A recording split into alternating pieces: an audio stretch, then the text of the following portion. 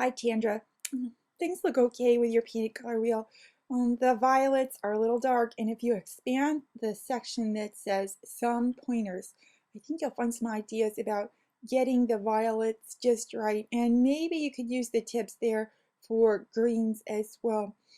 For the best red, I combine your two reds, cadmium red light and quinacridone, for example.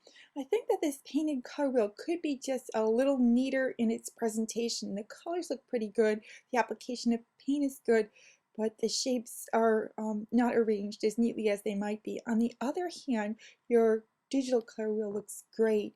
The RGB values check out well, and the intermediate colors are all fully saturated. Maybe, for instance, with the bottom cyan circle, could you use the up, down, right, left keys to center that there? Well, hi Julie, this is a neat presentation with your painted color wheel. Some of the colors don't look quite right, and I wonder if you had the proper colors to start with. So your violets are looking a little maroon, and that's suggesting that perhaps you didn't have a red that was leaning in the direction of violet like quinacridone. Also, I'd say that your greens are looking more like army green. Um, and could the interval between blue and blue-green be less, for example? Let's see.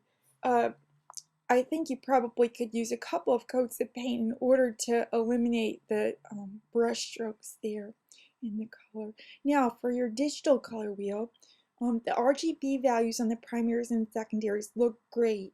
I noticed that the intermediate colors are not all fully saturated, so for those, pick from the top right corner. For example, look at this circle between magenta and blue. I think at a glance we can see that's not a saturated one. Well, hi Lucretia, your RGB values are right on for cyan and yellow, and I noticed that you're trying to make the primaries and secondaries stand out by representing those with ovals. I'm not getting the appropriate RGB values for red, magenta, and blue, so you might like to check those. Also, I've asked people to eliminate stroke from their designs until week 5, so that goes for Julie too. Um, Not all of these intermediate colors are fully saturated, and another idea is, what about the grid, the guides, and or snapping? Could you use those to make your design more controlled?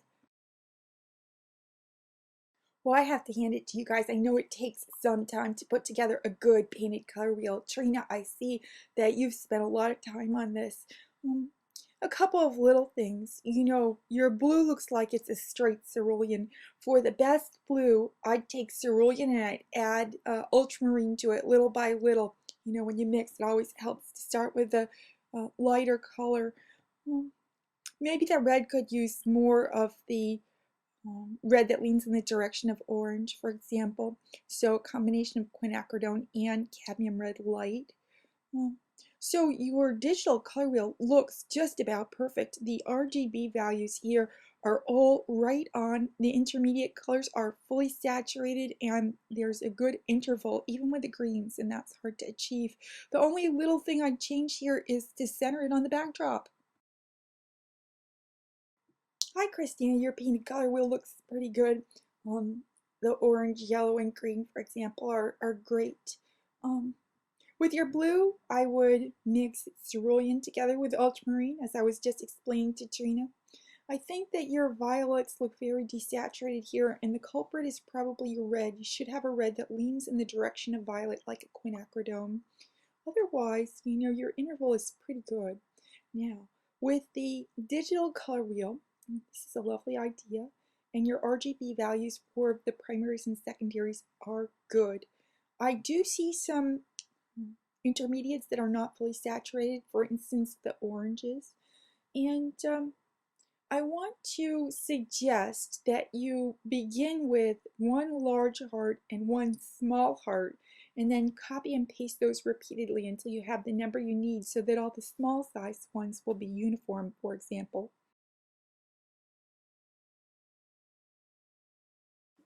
Oh, hi Starlet, this is a really neat job of presenting your painted color wheel. I see some problems in the violet area, and I'm going to imagine that blue is the problem here. Your blue, the blue swatch, looks a little like teal. It's suggesting that it's got some green in it, which would be a hard blue to make good violets with. Also, there are a couple of orange colors that are not fully saturated, and in that case, I think the problem is probably not having a clean brush.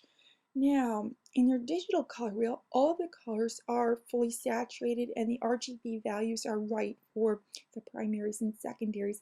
I'd like you to listen to what I'm saying to Christina, and you might not know that you can rotate your shapes, and that would be helpful with this sort of design. So it goes in Photoshop, edit, transform, rotate, and then you can take the corner of the box and spin it, and there's something similar available in Illustrator. I think it's even more intuitive there. Jamie, I appreciate the neat presentation with your painted color wheel.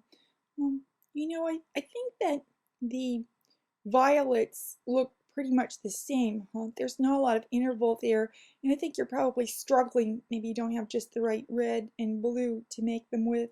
And perhaps the same goes with your greens. Are they looking a little like army green? Um, Now, I want to take a look at this digital color wheel. You have made a mistake here. You are thinking of the painted color wheel, and the layout for the digital color wheel is actually very different. So I would like you to redo this with the proper colors. Will you please see the area called Some Pointers in the assignment and revise this and represent it by the end of the week? Thanks. Hi, Chastity. Your painted color swatches look more or less okay in terms of color. However, this work is not presented properly and it can't be accepted as it is. Please revise this and repost it by the end of the week. With your digital color wheel, you have good RGB values for all the primaries and secondaries. The intermediate colors are fully saturated. Here, let me suggest to you a method for use in future with a similar sort of design. I would draw a circle. I would draw a circle and align the stars on the circle and later throw away the circle layer so that it wasn't part of the design. Hello, Amy. This is a very neat job on your painted color wheel.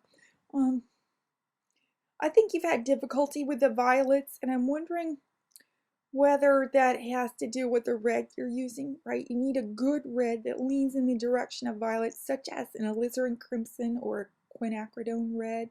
Also, a tiny touch of white might even be your solution to bring out the hue, and this is because ultramarine is such a dark color. In fact, you could use a tiny touch of white even in the blue swatch itself, and it wouldn't be a bad idea to combine cerulean and ultramarine in the blue.